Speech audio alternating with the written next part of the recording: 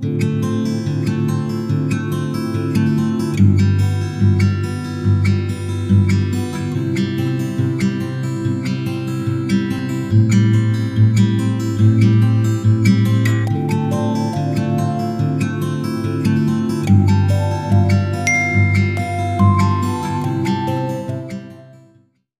बार फिर से आप सभी का स्वागत है। हम अध्ययन कर रहे हैं यहोशू की पुस्तक का और अब समय है कि हम उसके दूसरे अध्याय पहले वचन से आगे का अध्ययन करें। दूसरे अध्याय में हम यरीहो के भेद लिए जाने का वर्णन देखते हैं। जो यरीहो देश है उसका जो भेद लिया जाता है, वहां भेद दिए जाते हैं, वहां क्या क्या होता है वो सारा वर्णन हम इस दूसरे अध्याय में पढ़ते हैं। पहले वचन में हम पढ़ते हैं, तब नून के पुत्र यहोशू ने दो भेदियों को यानी कि दो जासूसों को शित्तीम में से चुपके से भेज दिया और उनसे कहा, जाकर उस देश का और यरीहो को देखो। और वे तुरंत चले गए और राहाब नामक किसी वेश्या के घर में जाकर सो गए। तो मेरे प्यारे बहनों, जब हमने इब्रानियों की पत्री उसका 11वां अध्याय पढ़ा था तो वहां पर हमने उसके 31वें वचन में इस राहाब वेश्या का वर्णन देखा था। 11वें अध्याय इब्रानियों की पत्री में हम देखते हैं वहां लेखक ने विश्वास की योद्धाओं के नाम दिए हैं। विश्वास की योद्धाओं के विषय में वहां पर वर्णन मिलता है और उन विश्वास की योद्धाओं में यहाँ हम राहाब नामक वेश्या का भी वर्णन देखते हैं। मेरे प्यारे बहनों, ये वर्णन है जो राहाब है, जो उस देश में यरीहो देश में रहती थी, जिसका जो घर है वो शहरपनाह के पास था। वहां पर ये दो भेदिए जाते हैं और वहां पर उसके घर में पनाह लेते हैं और ये जो राहाब वेश्या है उनको बचाती है जो उस देश के राजा है उनके सैनिकों से। तो मेरे प्यारे बहनों, यहाँ पर बहुत बार एक बात उठ करके आती है कि राहाब नामक ये जो वेश्या है इसको स्त्री क्यों नहीं लिखा गया, इसको वेश्या ही क्यों लिखा गया। तो मेरे प्यारे बहनों, हम देखते हैं पुराने नियम में भी यहाँ वेश्या लिखा है और नए नियम में भी लिखा है कि राहाब नामक वेश्या। तो मेरे प्यारे बहनों, ये बात इसलिए यहाँ पर लिखी जाती है ये बताने के लिए कि यदि कोई मन फिराता है और परमेश्वर का भय उसके मन में आता है या फिर वो अपना अंगीकार करता है, चाहे वो किसी भी तरीके का व्यक्ति क्यों ना हो, परमेश्वर की दृष्टि में फिर वो पवित्र हो जाता है। यदि वो अपना मन फिराता है, मन फिराकर परमेश्वर की ओर आता है, तो परमेश्वर उसके सारे पापों को क्षमा कर देता है। जैसा कि हम देखते हैं कि कितने बड़े बड़े पापियों को हम देखते हैं कि नए नियम में प्रभु यीशु मसीह के द्वारा क्षमा किया गया और उन्होंने अपना मन फिराया और मन फिरा करके वो प्रभु के पीछे हो लिए। तो मेरे प्यारे बहनों, यहाँ पर इस बात को, परमेश्वर के क्षमा को और परमेश्वर के उस अद्भुत प्रेम को यहाँ पर इन बातों से दर्शाया जाता है कि वो कोई स्त्री नहीं थी, बल्कि वो ऐसी स्त्री थी जो बिल्कुल ही बुरे काम करने वाली स्त्री थी। वो वेश्या का काम करने वाली स्त्री थी, लेकिन उसने परमेश्वर के भय को माना, परमेश्वर के भय को मान के उसने अपना मन फिराया और परमेश्वर को जो वो बिल्कुल नहीं जानती थी, क्योंकि वो अन्य जातियों में से है, वो इजरायली नहीं है, वो यरीहो के देश में रहती है और उस देश में रहती है जिस देश के लिए परमेश्वर ने कहा कि मैं उन्हें इजरायलियों के द्वारा दंड दूंगा। और वहां पर वो केवल उनकी ख्याति सुनकर, इजरायलियों की ख्याति सुनकर कि परमेश्वर ने बड़े अद्भुत कार्य इजरायलियों के साथ किए, लाल सागर के 2 टुकड़े कर दिए और बहुत अद्भुत रीति से उनके साथ रहा, कैसे दूसरे देशों को उनके अधीन कर दिया, ये सारी बातें सुनकर ही जो ये राहाब वेश्या थी उसने अपने मन को फिराया और उसने अपने परमेश्वर की ओर उस मन को लगाया, उसने इजराइल के परमेश्वर की ओर अपना मन लगाया। इसीलिए उस विश्वास के द्वारा जो उसने विश्वास किया था, उसने केवल सुना था। मेरे प्यारे बहन, उसने केवल सुना ही होगा, उस वक्त तो ऐसा नहीं होगा कि कोई किसी न्यूज चैनल में उसने सारी बातें देखी हो। उसने उड़ते उड़ते ये सारी बातें सुनी होंगी कि भाई 40 साल से इजरायली इस तरीके से जंगल में रहे और वहाँ इन देशों पर उन्होंने विजय प्राप्त करी और मोआब देश में ऐसे विजय प्राप्त करी और कैसे लाल सागर के 2 टुकड़े हुए और फिरौन की सेना उनका कुछ नहीं कर पाई। तो ये सुना होगा और सुन करके ही इस स्त्री ने, जो कि इस तरीके का बुरा काम करने वाली स्त्री है, उसने परमेश्वर पर विश्वास किया और इसी कार्य की वजह से हम देखते हैं कि उसे विश्वास का योद्धा इब्रानियों की पत्री में लेखक ने कहा है, क्योंकि उसका विश्वास बड़ा था। मेरे प्यारे बहनों, हम में से आज भी बहुत सारे लोग हैं जो आज भी परमेश्वर के बड़े आश्चर्य कर्म का इंतजार करते हैं कि ये बात हमारे जीवन में होगी तब हम विश्वास करेंगे, वो बात हमारे जीवन में होगी हम तब विश्वास करेंगे। प्रभु यीशु मसीह ने भी इस बात को कहा है, उनका विश्वास बड़ा है जो बिना देखे, बिना किसी प्रूफ के, बिना किसी सबूत के केवल पवित्र आत्मा की अधीनता में विश्वास करते हैं। प्रभु यीशु मसीह थोमस से कहते हैं कि तूने मुझे देख करके विश्वास किया है, लेकिन धन्य है वे जो मुझे बिना देखे विश्वास करते हैं। तो धन्य है यहाँ पर ये राहाब जिसने परमेश्वर की बातों को सुन करके, यहोवा की बातों को सुन करके ही परमेश्वर की तरफ मन लगाया है। इसीलिए यहाँ पर ये इसका लिखा जाना जरूरी है, ताकि ये बात पता लगे कि वो किस गलत कार्य में फंसी हुई थी, लेकिन उसके बावजूद भी उसने अपना मन फिराया, तो पवित्र शास्त्र में उसे विश्वास का योद्धा कहा गया है। तो मेरे प्यारे बहनों, हम चाहे कितने भी बड़े पापी क्यों ना हो, चाहे हम कितने भी बड़े बुराई में क्यों ना हो, यदि हम सच्चे मन से अंगीकार करके प्रभु यीशु मसीह को स्वीकारते हैं, तो फिर हम एक बिल्कुल नई सृष्टि बन जाते हैं। पुराना सब कुछ बीत जाता है और प्रभु यीशु मसीह में एक नया जन्म पाए हुए नई सृष्टि की तरह हो जाते हैं। तो यहाँ पर हम देखते हैं दूसरे वचन से कि किसी ने यरीहो के राजा के पास जाकर यह कह दिया कि भाई वो कोई दो भेदिए हैं, दो जासूस हैं जो इजरायलियों के जासूस हैं, वो उस स्त्री के घर में, उस राहाब वेश्या के घर में रह रहे हैं। और वहां पर वो आते हैं और वो उस राहाब से कहते हैं कि भाई जो तेरे घर में दो पुरुष आए हुए हैं उन्हें बाहर ले आ,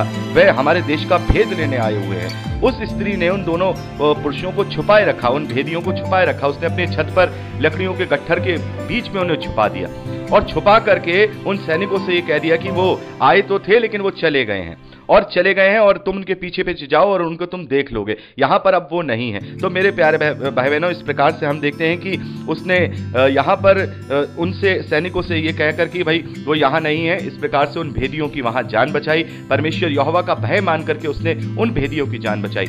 और एक और बात यहाँ पर निकल के आती है मेरे प्यारे भाई बहनों, यहाँ पर बहुत सारे जो बुद्धिमान लोग हैं वो ये भी कहते हैं कि भाई राहाब ने तो यहाँ पर झूठ बोला है, और जैसा परमेश्वर कहता है कि तुम्हें झूठ नहीं बोलना है और ये परमेश्वर के विरोध में काम है, तो राहाब यहाँ झूठ बोलती है।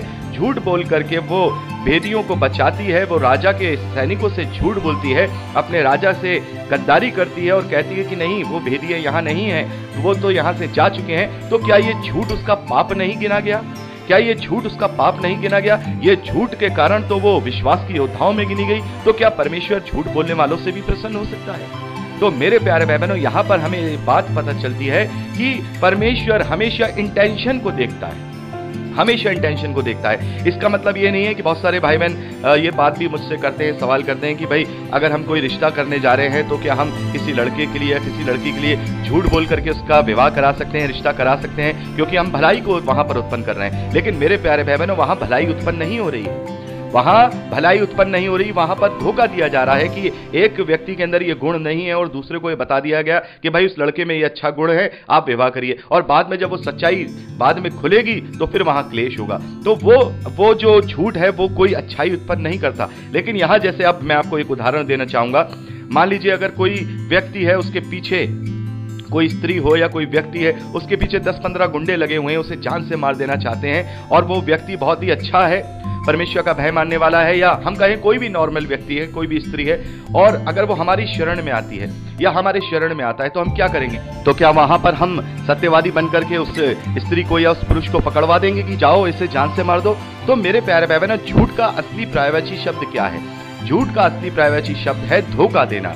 धोखा देना परमेश्वर को, धोखा देना मनुष्यों को, जिससे कि किसी के लिए एक धोखेबाजी उत्पन्न होती है, उसे झूठ कहते हैं। तो यहाँ पर एक तरीके से देखा जाए तो ये धोखेबाजी नहीं है, एक दो व्यक्तियों की, प्रभु के जनों की यहाँ पर जान बचाई जा रही है और परमेश्वर का भय माना जा रहा है। क्योंकि ये जान क्यों बचाई जा रही है, हम देखते हैं आगे जब पढ़ते हैं यहाँ पे 9वें वचन में 8वें वचन से, ये लेटने ना पाए थे कि वह स्त्री छत पर इनके पास, यानी जो स्त्री राहाब है उसने छत पर उन्हें छुपाया हुआ था, लकड़ी के बंडलों के बीच में छुपाया हुआ था, उनके पास जाती है और उनके पास जाकर के वो कहती है, मुझे तो निश्चय है कि यहोवा ने तुम लोगों को ये देश दिया है और तुम्हारा भय हम लोगों के मन में समाया है और इस देश के सब निवासी तुम्हारे कारण घबरा रहे हैं, क्योंकि हमने सुना है कि यहोवा ने तुम्हारे मिस्र से निकलने के समय तुम्हारे सामने लाल समुद्र का जल सुखा दिया था और तुम लोगों ने सीहोन और ओग नामक यर्दन पार रहने वाले अमोरियों के दोनों राजाओं का सत्यानाश कर डाला है। यानी कि हमने देखा यहाँ पर उसने कहा कि मैंने ये सुना है, और ये सुनकर उसके मन में ये भय आया कि ये सच्चे परमेश्वर को मानने वाले हैं, और उसने उसी विश्वास के द्वारा उस परमेश्वर को माना। अगर वो उस परमेश्वर को नहीं मानती, उस पर विश्वास नहीं करती, तो फिर वो अपने राजा को सब सच, राजा के सैनिकों को सब बता देती कि भाई ये छुपे हुए हैं, वो छुपे हैं। लेकिन उसे परमेश्वर का भय था, उसे परमेश्वर का भय था। इस कारण से ये जो उसका विश्वास यहाँ जो लिखा गया है, यह विश्वास उसे विश्वास का योद्धा बनाता है। उसने इस बात की भी परवाह नहीं करी मेरे प्यारे बहनों, इस बात की भी परवाह नहीं करी कि अगर राजा को पता लग गया तो राजा के सैनिक मुझे खुद मरवा डालेंगे। लेकिन वहां पर उसका विश्वास इतना दृढ़ था कि नहीं, ये सच्चे परमेश्वर यहोवा को मानने वाले हैं। जो परमेश्वर लाल समुद्र के 2 भाग कर सकता है, सुखा सकता है, तो वो भी मुझे कुछ होने नहीं देगा। उसी विश्वास के द्वारा उसने ये सारी बातें की हैं। और यहां हम देखते हैं इस प्रकार से उनकी वो जान बचा लेती है। और आप इसे पूरा पढ़ लीजिएगा, मैं आपको पूरा ओवरऑल तरीके से पूरी घटना को समझाना चाहूंगा। तो यहाँ पर हम देखते हैं कि जब ये बातें हो जाती हैं और सैनिक वगैरह वहां से चले जाते हैं, तो फिर वो उन्हें अपनी खिड़की में से, रस्सी में से उतार करके उनसे कहती है कि भाई 3 दिन यहाँ छुपे रहना, उसके बाद तुम यहाँ से चले जाना। तो उनसे वो ये बात भी कहती है कि भाई मैंने तुम्हारे साथ भलाई की है और मेरा ये विश्वास है कि तुम लोग इस देश को जीत लोगे, और जब तुम इस देश को जीत करके इसका सत्यानाश करने जाओगे या यहाँ पर सारी चीजें करोगे, तब तुम मुझे और मेरे परिवार को और मेरे घराने को छोड़ देना, मुझे और मेरे परिवार और मेरे घराने को छोड़ देना। तो इस बात को वो लोग मान लेते हैं कि हाँ बिल्कुल, हम तेरे घर जो, अगर तू हमारी ये बात किसी से ना कहेगी और तू बिल्कुल इसमें खरी बनी रहेगी, तो बिल्कुल जब हम इस देश को कब्जा करेंगे तब हम तेरे और तेरे घराने को छोड़ देंगे, उससे हम कुछ नहीं करेंगे। और अभी हम आगे पढ़ेंगे, जब इजरायली यहाँ इस यरीहो के देश पर कब्जा कर लेते हैं, अधिकारी हो जाते हैं, तब राहाब और उसका पूरा परिवार और घराना इजरायलियों के बीच में वहीं रहता है और उनको कोई भी कुछ हानि नहीं पहुंचाता। तो ये सारी बातें उनसे वादा करके वो कहती है, और वो कहते हैं कि भाई ठीक है, तुम अपने खिड़की पर, जिस खिड़की से तुम हमें यहाँ उतारोगी नीचे, उस खिड़की पर एक लाल रंग की डोरी बांध देना, जिससे जब हम यहाँ पर आएंगे तो हम समझ जाएंगे कि ये तुम्हारा घर है। और हम इजरायलियों से कह देंगे कि इस घर पर चढ़ाई नहीं करनी और इस घर का कोई भी बाल बाका नहीं करना है। तो इस प्रकार से सारी बातें होती हैं। और ये फिर जो भेदिए होते हैं वहां पर 3 दिन बिता करके वापस आते हैं, और वापस आने तक वो यहोशू को बताते हैं। हम 23वें वचन में पढ़ते हैं लास्ट, तब वे दोनों पुरुष पहाड़ से उतरे और पार जाकर नून के पुत्र यहोशू के पास पहुंचकर जो कुछ उन पर बीता था उसका वर्णन किया। और उन्होंने यहोशू से कहा, बेशक निसंदेह यहोवा ने वह सारा देश हमारे हाथ में कर दिया है, फिर इसके सिवाय उसके सारे निवासी हमारे कारण घबरा रहे हैं। तो वहां पर जैसा कि उन्हें वहां पता लग गया कि भाई जब यहाँ इस राहाब को ये सारी बातें पता है कि परमेश्वर एक ऐसी जाति को अब यहाँ ये देश देने पर है और वो परमेश्वर, सच्चा परमेश्वर उनके साथ है, तो वो समझ गई कि पूरे उस देश में इस बात की चर्चा है। तो ये बात वो भेदिए लेकर के यहोशू को बताते हैं कि बिल्कुल वो लोग घबराए हुए हैं और बेशक परमेश्वर ने वो देश हमारे हाथ में करने के लिए दे दिया है, अब हम यहाँ पर जा सकते हैं और वहां पर यरदन पार करके हम इस देश पर कब्जा कर सकते हैं। तो मेरे प्यारे भाई बहनों, इस प्रकार से हम यहाँ पर दूसरे अध्याय में राहाब के विषय में पढ़ते हैं, और इसी विश्वास के द्वारा इब्रानियों की पत्री में राहाब वेश्या को एक विश्वास के योद्धा के रूप में दिखाया गया है। क्योंकि हमारा जब विश्वास होता है तो फिर हम बेखौफ हो जाते हैं।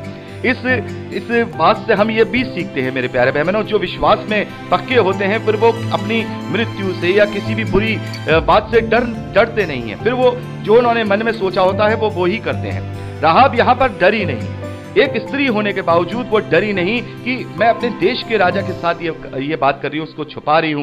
तो ये किसके कारण हुआ? ये विश्वास के द्वारा हुआ। विश्वास के द्वारा हम भयमुक्त हो जाते हैं। विश्वास के द्वारा हम, अगर हमारे पास कोई उपाय नहीं होता तो भी विश्वास के द्वारा हम आशा में बने रहते हैं। तो ये विश्वास ही होता है हमें जो हर एक चीज में प्रबल करता है, चाहे कैसी भी परिस्थिति हो, चाहे कैसी भी बात हो, यह विश्वास हमें प्रबल करता है। और यह विश्वास ही है जो परमेश्वर के निकट हमारे संबंध को बढ़ाता है। जैसा हम देखते हैं कि हमने इब्रानियों की पत्री में भी पढ़ा, जो इब्राहिम है उसके विश्वास को ही परमेश्वर ने उसकी धार्मिकता गिना। उसका विश्वास था कि मैं अपने पुत्र को यहां पर ले जा रहा हूं बलि कराने, परमेश्वर ने मुझसे कहा। तो उसका विश्वास था कि परमेश्वर मेरे इस पुत्र को कुछ नहीं होने देगा। उसका विश्वास था कि अगर वो बलि भी चाह रहा है तो उसके पीछे भी परमेश्वर का कोई अच्छा प्रायोजन होगा। तो इसी विश्वास के कारण परमेश्वर ने उस विश्वास को इब्राहिम की धार्मिकता गिना है, और हमारे विश्वास को भी वो हमारी धार्मिकता की ही गिनेगा, क्योंकि हम विश्वास के द्वारा परमेश्वर की धार्मिकता बन जाते हैं। अब हम विश्वास के द्वारा अनंत काल का छुटकारा पाते हैं। तो मेरे प्यारे भाई बहनों, हमारा विश्वास दृढ़ होना चाहिए। हर एक परिस्थिति में हमें घबराना नहीं है, हमें भय नहीं खाना है। कोई हमारा कुछ नहीं बिगाड़ सकता, क्योंकि परमेश्वर यहोवा हमारे साथ है।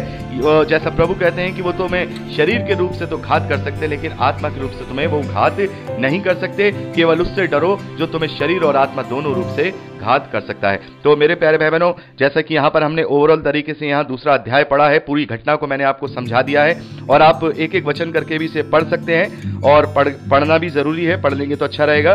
तो दूसरा अध्याय आपने, जैसा कि मैंने आपसे कहा है, पढ़ भी लिया होगा। तो तीसरे अध्याय से आगे का अध्ययन अब हम अगली रिकॉर्डिंग में करेंगे। प्रभु आप सबको आशीष दे। Praise the Lord.